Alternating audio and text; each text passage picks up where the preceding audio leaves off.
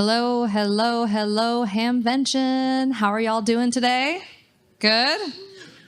Man, I don't know about y'all, but it has been a whirlwind this morning, and I am very, very glad to take a pause and to be here with all of you and to talk a little bit about what we're doing at ARDC. So to talk a little bit about what we're going to do today, first we'll do some introductions. We'll talk a little bit about ARDC's new vision and strategy, which I'm really excited to share with all of you. We have some updates about 44Net, which is one of our programs. And then we're going to hear from some of our grantees, which I'm very excited about today. And then we'll do our best to leave plenty of time for Q&A. So before I get started, who here knows what ARDC is and who we are and what we do and all of that? Okay, all right, yay. Okay, yeah, the board members know, for sure. I think, yeah, good job, board members. So for those of you who don't know, ARDC, we are a private foundation with our roots at the basis of internet experimentation and amateur radio. And so we do two things that seem to be a little bit different. One is that we operate and run a legacy IPv4 block of addresses, which is run by John Burwell over here. And then we also get to make grants to support amateur radio, open source research and development for projects like Rhizomatica, which I'm excited for us to talk about later today. So first off, though, I want to do some introductions. So this is most of our team at a staff retreat back in January. So hi, for the folks on the stage, hi, I'm Rosy Schechter, KJ7 RYV, and I am our executive director. And I'm joined today by John Burwell. Hello. Hello. Yep. I'll say hello. I'm John Burwell, KI5QKX, and I'm happy to be here. I'm happy that you're here. Chelsea. Chelsea Párraga, everyone. The most popular person that we get asked for here whenever we're at the Hamvention. I'm Chelsea, KF0FVJ. If you have questions about grants, please come ask me. Yeah, our grant making director. My favorite thing is that whenever I come here without Chelsea, people come up and they're like, "Are you Chelsea?" And I'm like, "No, hi, I'm Rosy. I'm the executive director." They're like, I just want to talk to Chelsea. So anyway, we are also joined today by all of our staff. If we have any staff in the room, please raise your hand. They might all be taking breaks or at the booth. We also have all but one of our board members here. If you are an ARDC board member, please raise your hand. So look around you. If you have any questions about what we're doing, it's all their fault. We're just here, the minions, doing their bidding. But no, seriously, one of the great things about having our board here this year is that they're here to have conversations with you. They want to hear from you. And so please go and find any of them throughout this weekend. Though a lot of them are going to be here today and tomorrow. As it goes with Sunday, some people are flying out. But anyway, come find us. Also, if you are an ARDC volunteer in the room, please raise your hand. All right, great. We've got some folks here. Thank you. And then, yeah, also, who clapped for the volunteers? You were right. Let's give a big round of applause for our volunteers.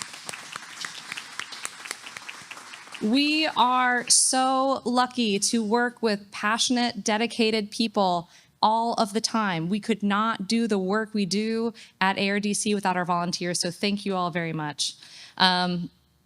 Is there any? Oh, grantees. If you're a grantee, of course, derp, raise your hand. Hello. Welcome. Awesome. So as the executive director, I've been here for almost 5 years. It'll be 5 years in July. I've had the great privilege of taking this organization from being like a wee baby, sort of we're figuring out what we need to do, to having a really well-run professional organization. And I couldn't do it without my staff. I couldn't do it without the volunteers. And I'm so thrilled. And we couldn't do it without the grantees. I mean, if there was no one to give money to, then we'd be really bored. But we have this great community that we're building, and I'm so happy to be able to see it grow. So with that, I'm going to jump in. And I am going to go a little bit quickly through my portion of the slides because I want to give as much time as possible to our grantees and to our staff. So here we go. So I am really pleased to share with you, over the past few years, ARDC has really been working to articulate our vision and our strategy for the future. And the three sort of areas that we think about with the strategy is promoting learning, promoting experimenting, and promoting doing. And we're going to talk a little bit more about that as we go through the slides. But as you think about the work that we're doing, as different as these different projects might seem, as different as 44net might seem from our grants program, think about this learning, experimenting, doing as all part of the threads that tie all of our programs together. So to give a little bit of backstory about ARDC's origins, we got our start way back in September 1981 when the AMPRNet, or the 44net Class A address block, was allocated to Hank Magnuski. One of my favorite parts about this official RFC is amateur, A-M-A-T-U-R-E. Truly in true amateur nature. So, for as long as ARDC has been around, we've always had our basis in both amateur radio and sort of your internet experimentation. Excuse me, I forgot my Zyrtec. And so the work that we do falls very much at that intersection. And so to speak to a little bit more of this, our history, in 1981, Hank was allocated the address space. In about 2011, we formed ARDC to sort of be the trustee of the address space, knowing that we wanted to make sure it was always used for charitable purposes.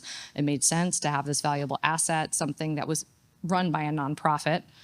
In 2019, we did decide, or the board of directors at the time did decide, to sell a quarter of those IP addresses, which became the basis for our endowment. And we use that endowment to continue to fund our grants and our staff and our programs to this day. And you can look at our 990s from the past few years if you want to take a look at any of our sort of financial strategy and expenditures. In 2019, also very shortly after these addresses were sold, we had the sudden passing of our founder, Brian Cantor, WB6CYT. And that was very sad and caused our board of directors to really have to jump into gear and figure out where all the keys to the castle was. And it was at that point that they decided, okay, we actually need a staff of people to run this organization. And so that's where I come in and where our staff comes in and what we've been doing since about 2020. So ARDC has had this mission on our website, shared publicly for a really long time, to support, promote, and enhance digital communication and broader communication science and technology, to promote amateur radio, scientific research, experimentation, education, development, open access, and innovation in information and communication technology. It is a mouthful. And one of the questions that we've been asking ourselves for the past few years, and the questions that we've been getting from the public, are like, but why though? To what end? Like, what does all of this mean? And, to give a little bit more context about this, when you are a private foundation, it's important to have a mission that's relatively broad, because that allows you to do all kinds of different things. If we said that we were only going to do amateur radio, we could only do strictly amateur radio. And this gives us a lot of freedom to do a lot more. So again, philosophical and practical questions.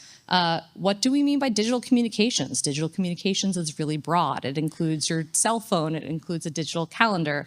We don't really do cell phones and calendars, so what do we do? Also, why open source? Anyone who has engaged with our organization knows that open source is really important to us. So why is it that it is? And also, how does all of that relate to amateur radio? And again, what are we really trying to do here anyway? And so for a number of years, we got to work on creating this vision statement, this idea of what is the vision that we are trying to create for not only the future of our organization, but for the future of amateur radio and digital communications more generally. So very proud to present this to y'all. What we want to see is a thriving global community of learners, experimenters, and contributors advancing freedom with open source communication and information technology. So we'll take a minute, we'll walk through every part of this. So first, thriving global community. The 44net is an international resource. We are based in the United States, but we believe in international goodwill. It's a key part of Part 97. It's something that all of us feel very passionately about, and so it's something that we aim to build. We want to cross borders. etc. Learners, experimenters, and contributors.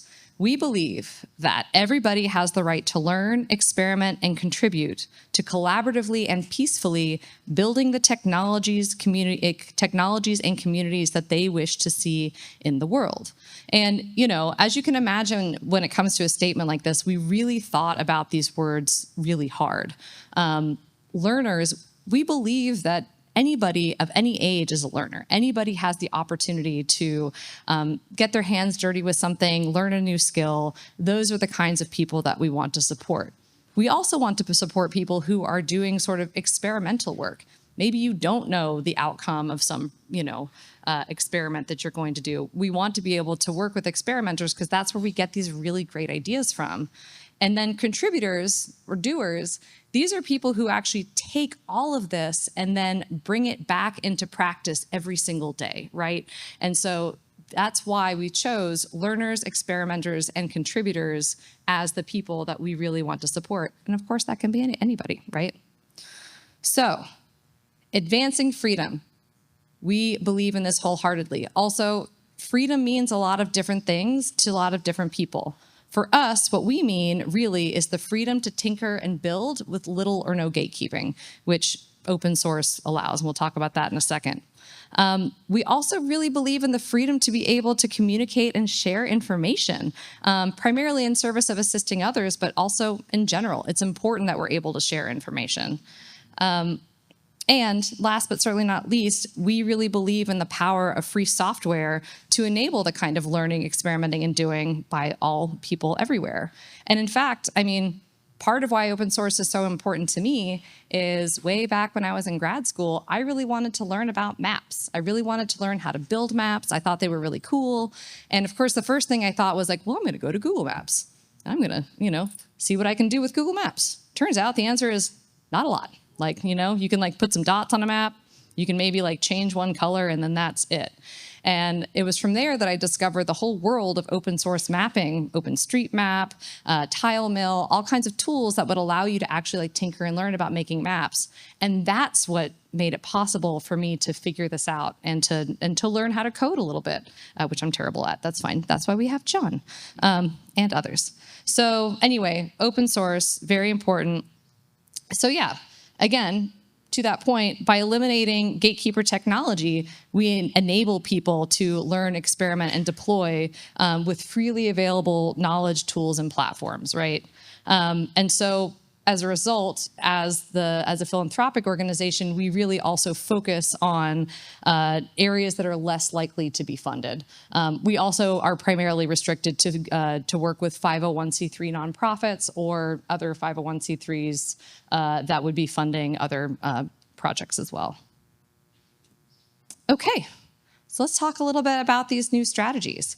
So again, promoting learning. Our goal here, again, to get more people learning about amateur radio and digital communications, promoting experimenting. Again, we want more people to be brought into this world of experimenting and innovating and developing new technologies. And then again, promoting doing. Again, our main metric is more people. Come on. We want to bring more people. Do you want to bring more people into the hobby? Right? Do you want to bring all people into the hobby? Yeah, okay. So that's what we want to do too. We're all on the same page. Great. So yeah, to speak a little bit more about these. So promoting learning, again, we're looking at any age. I saw something interesting at the, at the ARRL donor banquet last night. The presenter talked about there being this big age gap between 30 and 55 where people are busy, they have families, they're not really able to get involved with, new hobbies. But, for us, that might be an opportunity for outreach. There are people who are sort of within that age range who might want to get involved. And so we're looking for sort of learning opportunities for people at any age, whether you're a kiddo, whether you're retired, whether you're wonderfully middle-aged. And we're also looking for any competency level, right? Learning some of these technologies is easier for some people than for others. Some people want to jump right in and get to the really advanced, nerdy stuff. Other people are still trying to figure out how to program a handheld without chirp. So, we come to it from all places. And by learning, we also mean inside and outside of the traditional classroom, right? There's makerspacers, there's hacker groups, there's all kinds of different organizations and people who are doing educational activities. So yeah, let's promote some lifelong learning and look for, alternative opportunities. So, right. Again, want more people experimenting. So we look for projects that look at hacking and research. Again, looking for maybe newbie opportunities for, exploring with different types of ham bands. And, this is worth noting, we're looking at both amateur radio spectrum usage as well as opportunities within unlicensed spectrum. So if you have ideas about that, come talk to us. Building technology widgets and then also electronics kits are another opportunity. And we're looking really from everything from like tinkering to real deep dives, that's what we're looking for. And, last but not least, promoting doing. It is important. So, I'm a nerd. I work with nerds. Nerds are great. And it's really cool to be building new things, right? But if those cool new things are not usable or of social benefit, then they're cool, but they might not be as useful as something that is. So we look for projects like R&D projects that do have real world impact, and we want to see people using things out in the world. So this is one of the reasons why we still support, amateur radio clubs, people who are actually like learning how to use amateur radio and then bringing it out into their communities. That's really important to us.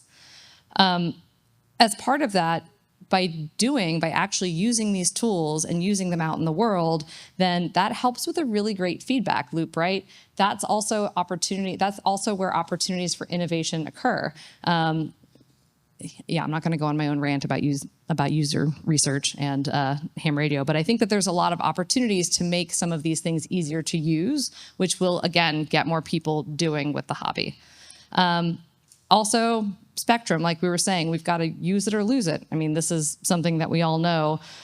So this includes, again, amateur radio, lightly licensed, unlicensed, and non-commercial spectrum, as well as wireline. Right.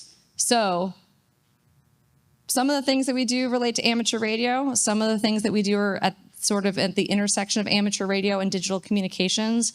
And as you can see, like we talked about earlier, digital communications is very, very big, and even though we are lucky to have, a decently sized endowment, we're actually pretty small in the world of private foundations. So, we're not like a limitless supply of funding, and our goal is to really be around for a long time. Like, we are here for longevity. We want to be able to support this for the foreseeable future. So we can't fund everything. So what can we fund? What are we looking for?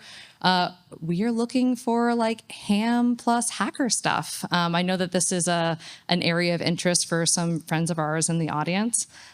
We are also looking at unlicensed spectrum. Again, like thinking about projects that might work sort of in that arena. As well as doing some experimentation with and education with 44net. So John's going to talk a little bit about that in a second. So in addition to everything that I just talked about, to sort of name some other things that we care about. One, no gatekeeper technologies. I don't think that we ever would fund something that wasn't open source for this reason. We want for people to be able to take the things that we use, take the things that we fund, and to be able to use them and experiment with them and build upon them. If you're making open source curriculum, why do we like it to be open source? So that somebody else can take it and add to it and then share it back out into the world. And when we have things that have like, closed copyright licenses or patents, that's not something that we can do. So very important to us that we work with open source technologies and projects. We also seek to have, again, a broad impact. We want to see our projects serve as wide of a group as possible. Of course, we recognize that some of these smaller, especially educational projects, might really only affect a small community, but also if there's an opportunity for outreach and for the effects of that to ripple outward, those are the kinds of things that we're looking for. Again, we look for things that are not likely to be funded otherwise, because let's face it, there's not a lot that's funding our particular area. And again, not just wireless. So, right. So that's a bit about our strategy. Following our strategy and all of that work around our vision and our promoting learning, experimenting, and doing, we also asked ourselves, okay, given all of this, what are the areas that we want to fund the most? And so we identified sort of these three different areas. One, of course, is research and development. We are looking for some low-cost, open solutions like codecs, SDR transmitters. I mean, the SDR sort of receivers are really great. Wouldn't it be cool if you could like plug in something in an antenna and actually be able to transmit? As well as some improved modulation techniques. Also, space-based communications. Turns out people are trying to go to space, you know? And it also turns out that kids are also really interested in learning about space. Amateur radio and related technologies provide an amazing opportunity for people and kids to adults to actually learn about these technologies. So we are looking for opportunities to fund those kinds of projects as well. And open source education. Again, filling the gap in amateur radio and digital communication resources. There's a lot out there, and there's also a lot of room for improvement. I love the idea of seeing some curriculum, again, that can be adopted at different schools, that can be built upon. So we're looking to fund open source educational materials. We might even end up producing some of them ourselves. All right, so to sum it up, our vision for a thriving global community of learners, experimenters, and contributors, advancing freedom with open source communication and information technology, which we do by promoting learning, experimenting, and doing.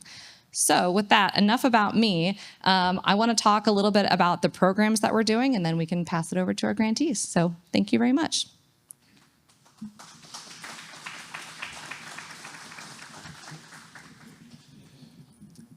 So in the spirit of learning, experimenting, and doing, of course, one of the flagship resources that ARDC really has the privilege to steward and maintain together with the community on its behalf is 44net.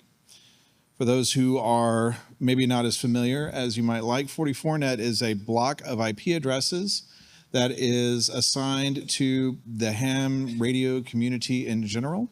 It is effectively free to use for hams to request subnets /24s, announce them via BGP, IP addresses that are independent of any particular ISP or cloud provider or data center. And it provides, in many ways, a platform for what we've been talking about, the learning, experimenting, and doing.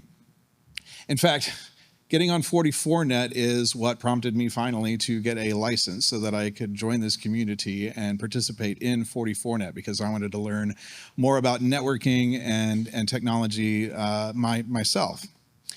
So we have this as a resource for people to use to build projects, whether that's linking repeaters or ideally doing engineering, finding new ways to use internet protocols for communication, research, education, and the things that we hope to do with it going forward include making it easier to get access to it, making it easier for learners, experimenters, and doers to get connected and explore the ways they can use it for learning about how the internet works.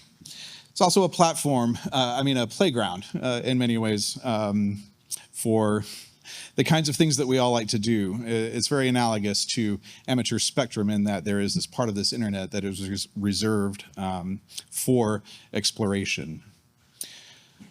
The things that we've been working on to help accomplish some of these objectives, making it easier to get started, include the development of a new portal, which we launched last year, that provides some self-service tools for people to get on, sign up, verify their call signs and locations, and request subnets that they can announce via BGP or connect with the IP mesh. We have tools in there that support clubs and organizations so that the benefits of this can be extended into immediate communities where somebody maybe wants to share what they know with people in their ham club or in their neighborhood. We have some tools for things like call sign DNS subdomains that we can provide services for. And there's more of that kind of thing that we hope to do in the future as well, right? So that you have easy access to tools that you still need to learn how to use, but there aren't unnecessary obstacles to getting involved so that you can explore. We've also been working a great deal with our volunteers in the community, and I have to give enormous thanks to our participant volunteers for not only helping to coordinate among the community, the classical role of the regional coordinator, who would both manage allocations within specific regions, but also serve as an ambassador to the network and to the other things that we do, and serve as an educational and training resource for others in the community as well. We also have our technical advisory committee, which is all volunteers from the community who have been working and working now very in a focused way to get launched a new project to allow connection to 44net via WireGuard VPN, which again, we are hoping to use this as lowering a barrier to entry so that people can get involved without having to know about BGP. They can learn about BGP as they go, for example. And then in terms of education, we recognize that the documentation, the stuff that is available on our wiki, is well due for an update. So we aim to get that done this year also, but we also see that this is an opportunity for us to use 44net and its resources as a tool for explanation and help to provide, again, a platform and a workspace where people can learn about some of the technologies that make up the internet that we use every day. And we're hoping that we can, in the course of documenting 44net and the tools and services available there, also help people understand how the internet works. And while we're at it, our gateway at UCSD that has been serving us for many years quite faithfully, getting our IP mesh users out to the internet, we're getting that upgraded as well. So lots of things being brought up to date so that we can do more great work in the future. If you want to know more about this, you can come by our booth. We're at 1302 in Building 1. We can show you some examples of people using 44net to operate HF remotely, for example. We have a cellular hotspot we can show off, and we can talk to you about how to communicate over 44net from one end to the other on IP addresses that you control. We can talk about how you can get connected and what some of the benefits are. And we love to talk about projects and the things that we've seen people doing with 44net that might hopefully inspire some people to get involved themselves. Again, thanks to all the volunteers in the community. I couldn't do what I've been doing without all of you. And with that, I will pass now to Chelsea to talk about more about the grants community.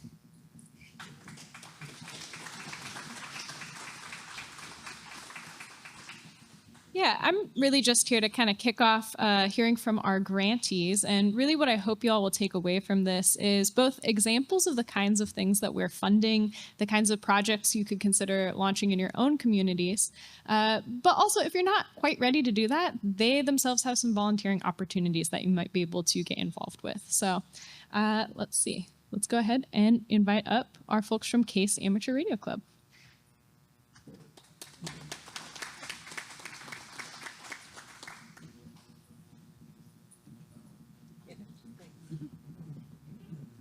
Hi, I'm KB1QHX Nathaniel, the trustee of the Case Amateur Radio Club now. We are the club station of Case Western Reserve University. We do education and research and community engagement. It was reestablished as a student club about 15 years ago because I wanted pizza. Now we're doing like serious academic research.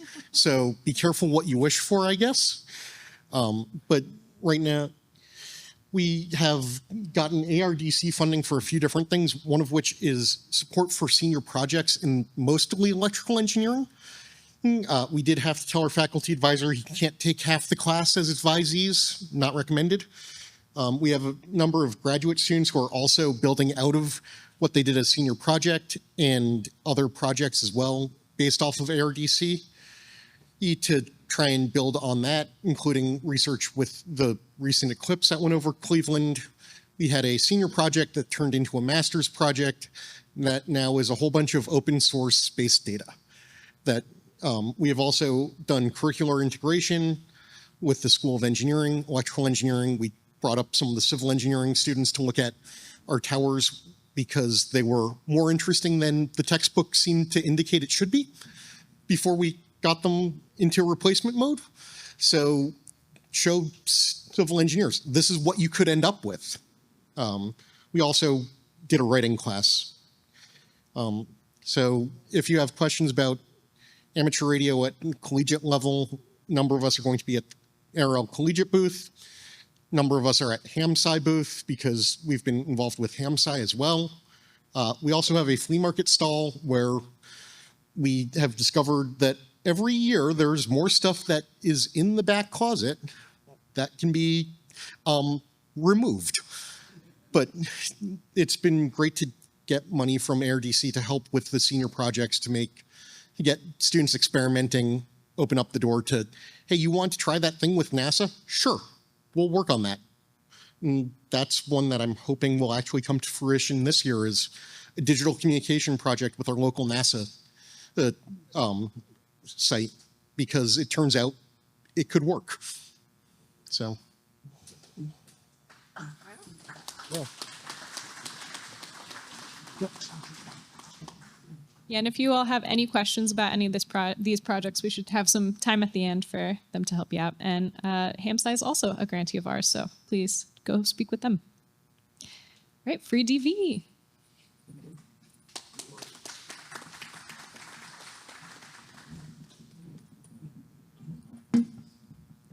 Hi, I'm Munir, K6AQ, going to talk to you a little bit about FreeDV. So for those of you not familiar with what FreeDV is, basically it's a free open source digital voice mode, primarily on HF. So think something like DMR or DStar, for example. But the nice thing about FreeDV, though, is that there's no patents involved and it's all open source. And this is really important because a lot of the state of the art that we've been doing in digital voice in the past has all been basically gatekept by a company called DVSI. So it's really nice to have an alternative that people can just freely download and play around with.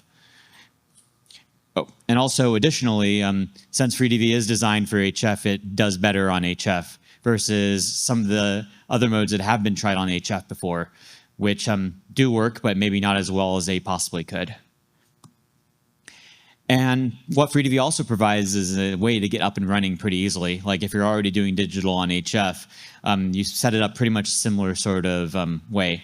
And as you can see on the slide, we basically have a spotting service as well called FreeDV Reporter, so you can see what's going on in FreeDV at any given time of day and be able to find contacts that way as well. So what have we been doing for the last year? Basically, we came out with a new FreeDV mode called Radio Autoencoder. So the nice thing about Radio Autoencoder is we use a lot of machine learning type techniques to dramatically improve the audio quality and robustness of FreeDV. We've gotten it working down to about -5 in signal to noise ratio. And let me see, hopefully this works. I can see if I can try to play a demo of this. So first I'm going to play basically a little bit of the single sideband to show you what we're working with. We don't have the audio hooked up. Oh, sorry. Sorry. No worries. Oh, I don't know what that hissing is then. All right, and we'll go back to the slide. I have a demo playing in building one where our booth is, and if you want to hear more about that. We've also been doing a little bit of stuff about integrating with commercial radios. We've released an early device called EasyDV, which worked with our existing FreeDV modes, but not so much with Radio Autoencoder. And if you're interested in hearing more about that, you can go to Tapper in Building 5. They're selling a bunch of those. And also, we've been promoting FreeDV, especially now that we have a lot, like the radio autoencoder stuff we've been working on. We want to get that out there and get as many people as possible using it. So, and anyway, if you want to find out a lot more about FreeDV, you can come visit us, booth 1909, Building 1. I'm also going to be giving a much longer talk about FreeDV tomorrow at Building 4 at 9:15 in the morning. And if you don't happen to get in touch with me or anyone else at the FreeDV booth this weekend, you can always email me, emailsmunir@gmail.com. And finally, if you happen to know anyone, any connections to radio manufacturers, definitely would love to hear from you as well. And with that, thank you.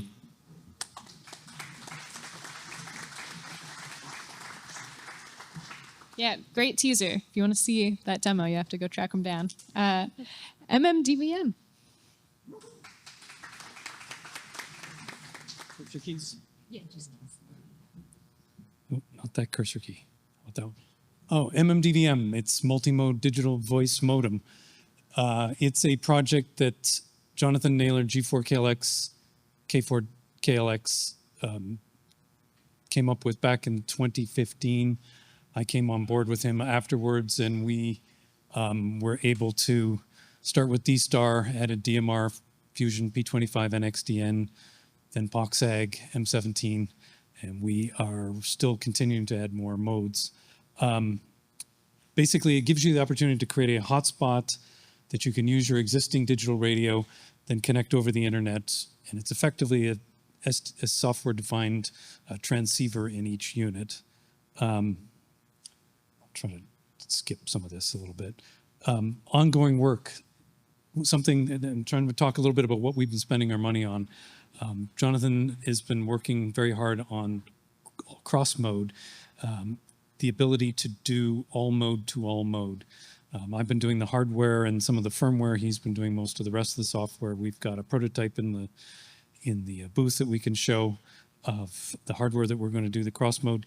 It has both the DVSI chip on it because we just can't get away from it, in addition to a high-end ARM processor to do all the other modes that we can do on there, like Codec 2 or like original Phase 1 and P25.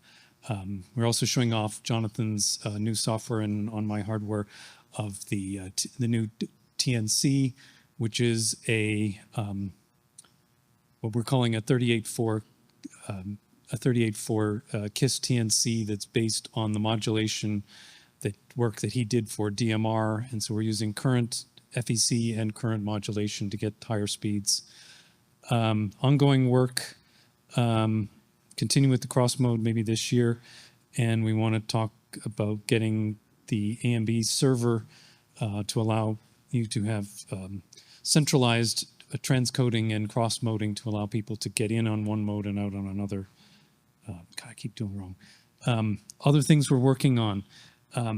We're putting a lot of time and effort in the MMDVM project and the wrapping software that goes with MMDVM to modernize it so that all interprocess communication is MQTT based. It's going to save us a lot of time and effort on coding. It's going to make a huge performance difference. We're running our firmware on old ST processors that have old board support packages that are no longer supported. So we're moving that all over to allow us to use the current technologies for ST parts. And I know, Rosy, you mentioned IQ. We're doing this board here, which I didn't bring with me, but is in the booth. It's designed to be a very low-cost SDR transceiver module that will allow us to do all of MMDVM modes on that, adding DMR, DPMR, Tetra, and traditionally the hotspots have not included FM, so we want to do FM, which will give you regular FM, or Echolink, or All-Star Link. And this is all being done on one of two new RF chips that are IQ-based. And come see us over in the booth, 2805. We're across from HRD. And we're continuing to try to make good use of our grant money to pay Jonathan to work almost full-time on this. And we're getting great results and massive amounts of open source. And you did ask about accessibility. We think we're over 150,000 amateurs using MMDVM now. So, and it continues to grow.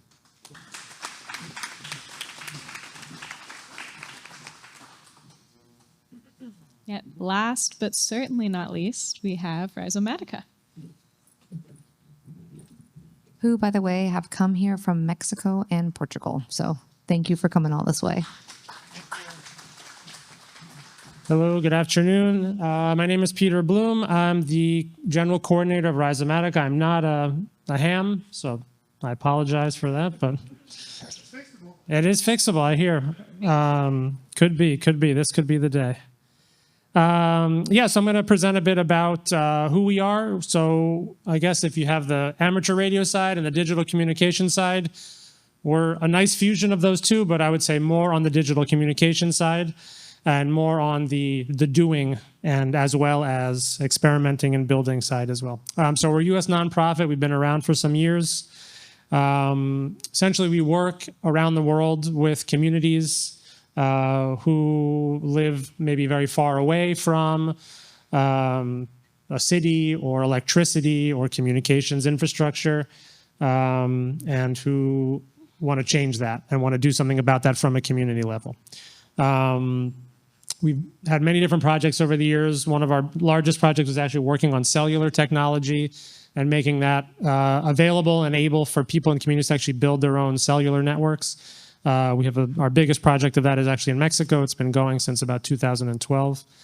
And then in 2017, we teamed up with my colleague here, Rafael, who is a ham from Brazil. We were basically finding communities, mainly in the Amazon and in other places we were working, where it actually wasn't feasible to set up an open source cellular network, and where the population densities were quite low and the areas were quite large. And we also found that a lot of those communities were already using HF radio, not necessarily as hams, but just using the radios and the propagation of those radios to be able to talk over these very, very huge areas. So we embarked at that point on this project called Hermes, which is an attempt by us to make it much easier for people to use HF, shortwave, to do digital communication. We have projects, like I said, all over the world on Hermes specifically. Kind of the roots, like I said, are in the Amazon. We worked a lot with and continue to work quite a bit with folks in Brazil, and most of the development team is actually based in Brazil, Ecuadorian Amazon as well. We had a project last year we'll see what happens with their funding, Central African Republic, as well as fishermen in Bangladesh. So this technology is being used in many, many different contexts around the world. So I'm going to tell you a bit more about what the Hermes project is.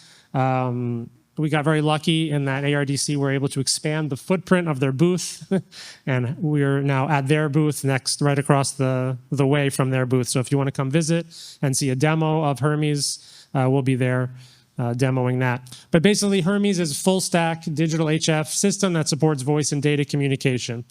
So what are we really adding? Basically, we're adding a front end, making it easier for people to actually engage with the radio to send the digital information that they want to send.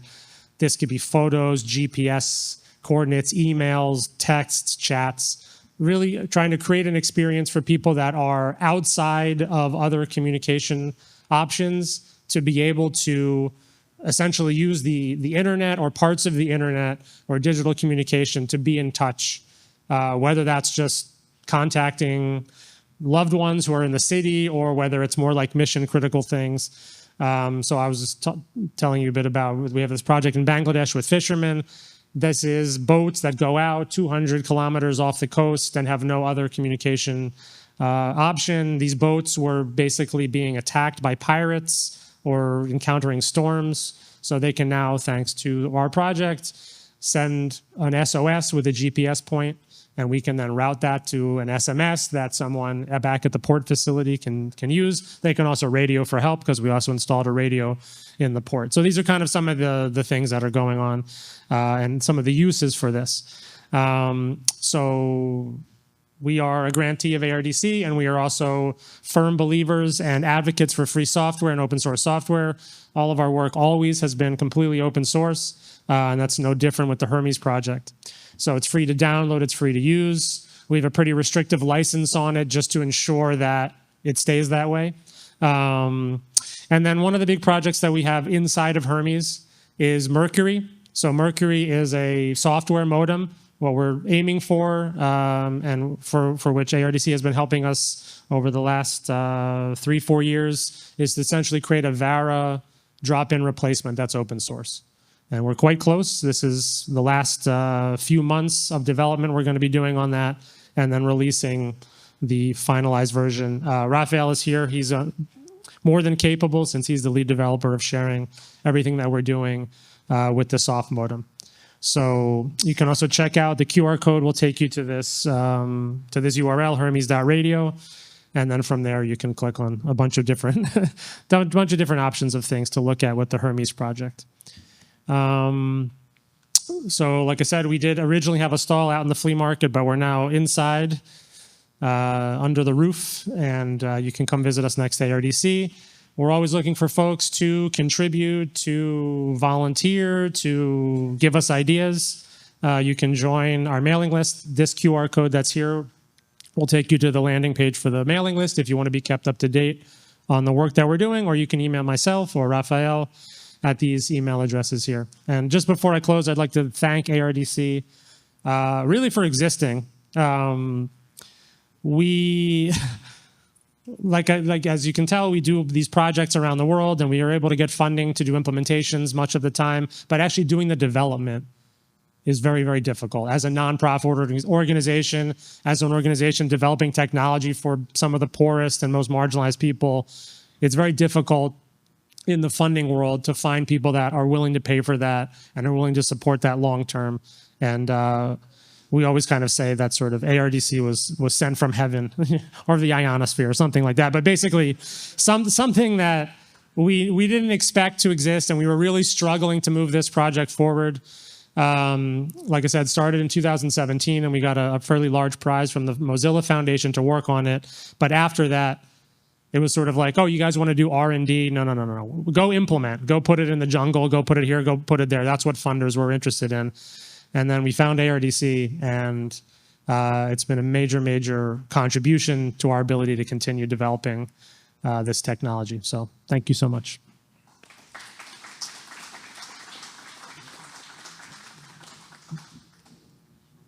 Yeah. So thank you to all of our grantees for coming and sharing about their projects today. And, we're doing a wide range of things. Please check out our website, licensing classes, repeaters, all kinds of stuff. So talk to me if you have any questions. All right, and this is amazing. I was like, oh, we're going to end early for questions. No, we're going to end right on time. So you, like we mentioned before, please come and join in with us. You can get experimenting with 44net. You can get IPv4 addresses at our booth today. Yes, you, a ham, you can have IPv4 addresses for free. Come see us. You can also learn and do by, as Chelsea mentioned, get involved with our grantee activities. Like, you can apply for a grant, but you don't have to be a grantee to get involved. There's all kinds of things that you can do. So as we mentioned, come talk to us. We were in booth number 1302. That's now where Rhizomatica is, so that they can get out of the sun. We are now right across the way in 1201 and 1202. Airsupply.us unfortunately couldn't be here this year, and I want to give them a big shout out and thank you for being so generous to let us use their booth for this year only. So, and if you want to get in touch with us, giving@ardc.net goes to Chelsea and the grants team, and for 44net and other general inquiries, contact@ardc.net will get to us as well. Also, if you have any questions about any of our activities, every year we put together an annual report. It's all on our website, and so you can go and check it out anytime. This QR code should take you right there. More basic and general information can be found in that report and anywhere on our website. So, all right, thank you. And with that, we're going to turn things over to Q&A for our grantees. Thank you all so much for coming to chat with us today. Oh, and thank you for our grantees, of course, for presenting. Thank you for getting up here. All right, so I see one question right over here. You mentioned Geo. Near and dear to my heart. Do you have any inside information? Is there a project going? I can neither confirm nor deny. No, but I mean, what I will say is that this is probably the biggest, like, stars in our eyes kind of project. I can't say that there's anything actually in the works, but if you have ideas for universities who might be working on this, oh yeah, come talk to BDL. So there's your answer right there. Actually, that's a good answer for most things. If you have a question, just go talk to BDL. I mean, that's what I. Oh no, but no, that's what it's my job to just send them to you. No, okay, anyway. All right, yes, but yeah, go talk to BDale. And again, if anyone has ideas, please come talk to us. We'd love to hear it. And this is also just a side note on that. Oftentimes we provide funding to like a single project. That one in particular, because of its size, is the type of thing where we do think that collaboration will be necessary, right? That is a big, expensive, long-term project. So in addition to looking for people who might be really qualified to do the work, you know, if you have a lead on additional funders, we would love to know that as well. More questions?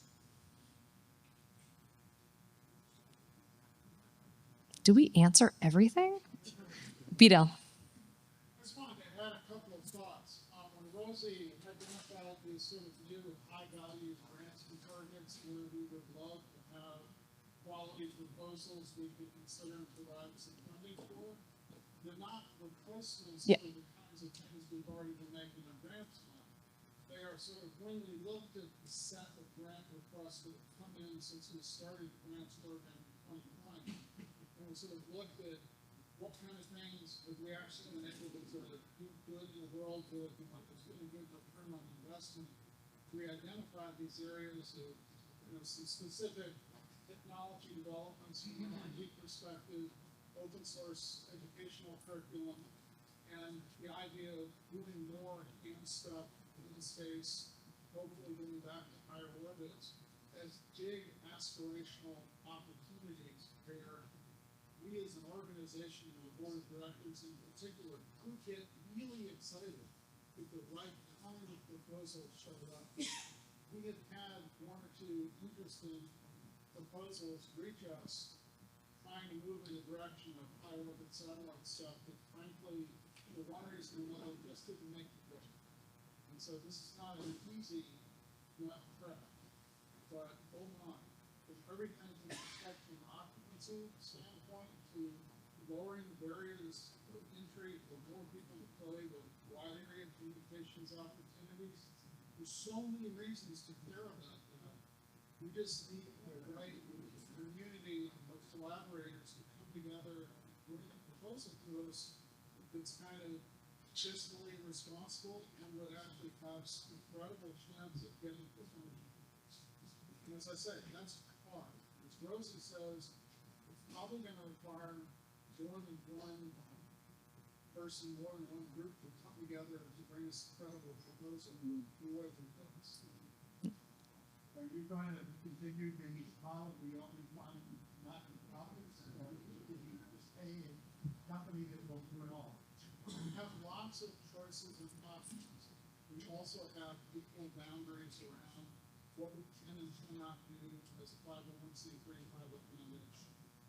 Don't get hung up about those other conditions. Get good ideas and good plans together and talk to us, and we'll figure out if there's a way. Great question. Oh, hi. That's a good question. Like 60? Yeah, I think in our biggest year we had 100, 99. Yeah, our biggest year we had about 100, but I think it is about 60 a year. Yeah, well, hold on. Anyone else have questions? Okay, let me go over here and then I'll come back to you. Go ahead. In round numbers, approximately what is this year's total estimated dollars in grant? Oh, good question. This year, we are targeting, so just to give a little bit of context for everybody. So as a private foundation, we have to give away 5% of our assets on any given year, right? And that is sort of averaged over the course of a year, right? And so the IRS at the end of every year looks at how much, how the value of our assets over the course of the year, provides an average, and then that's our 5% sort of distribution target.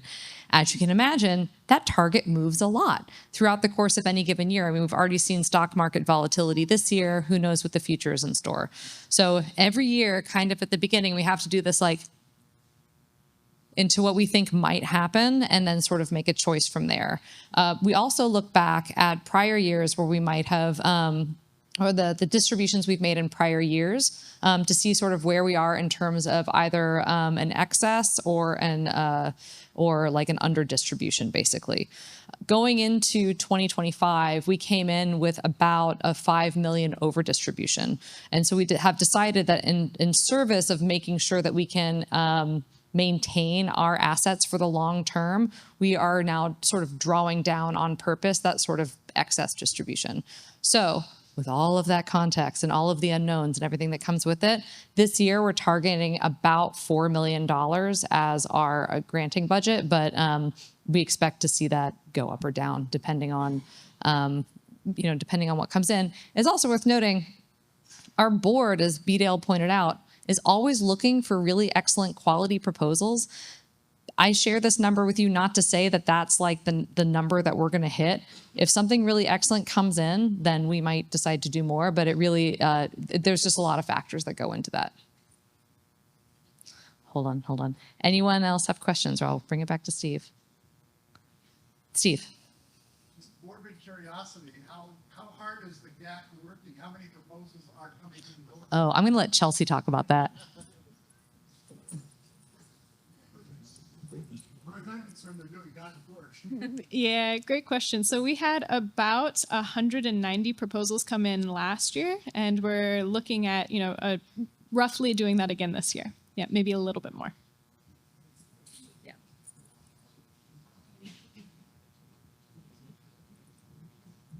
Oh, did I see another question? Oh, hi, thank you. Oh, so this one and then you, okay, so blue, then red. Cool? Cool, okay, go ahead. Are proposals being submitted at any time, or do you have like a window in which they need to? Great question. So yeah, we do accept proposals at any time, but we sort of review them in tranches. So I think that the next set is due on July 1st and then September 1st after that. So right, so that's basically how we work it. Anything that comes in after September 1st, we do review the following year. And the reason for that just has to do with like time to process those grants plus sort of end of year closeout, that sort of thing. Yeah. Go ahead. In any given year, what percentage of the proposals that come in are actually received a grant? That's a great question. And we were just looking at those numbers just the other day. So they started out at about 46% when we were a little bit less well-known. And as we've become more well-known, it's about 25% of the eligible grants that get funded. Yeah. Yes, go ahead.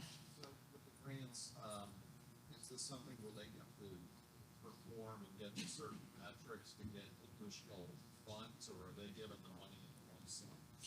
Great question. So typically, especially for smaller projects, they are given it as a lump sum at the beginning, and then we ask for reports yearly and at the end.